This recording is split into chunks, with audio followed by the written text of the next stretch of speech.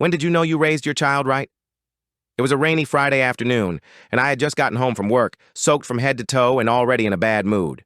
My phone rang just as I was kicking off my boots. The principal from my son's school called, and I immediately felt my stomach tighten.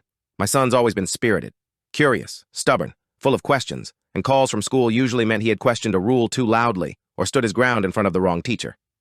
But the principal's voice was calm, warm, even. She said she just wanted to share something that had happened earlier that day. Apparently, during recess, my son had noticed one of his classmates, a quiet boy who didn't have many friends, sitting alone behind the gym, crying. Most kids might have looked away or awkwardly moved on, but not my son. Instead, he sat beside him.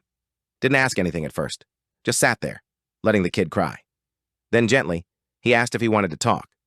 The boy eventually told him that his parents had been fighting a lot at home, that he didn't have lunch, and that he felt invisible at school. So my son handed him half his sandwich and his juice box and said, "You're not invisible to me. If you want, I can be your friend." The principal saw the whole thing, and she told me it was one of the most sincere acts of empathy she'd seen from a student that year. And what moved her most was that my son didn't do it because someone was watching or because he thought it would earn him praise. He just did it.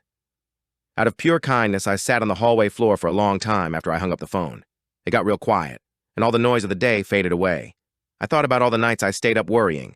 If I was doing this parenting thing right, if he was going to be okay, if he was learning the right lessons. And in that moment, I knew. I didn't raise a perfect kid, but I raised a good one.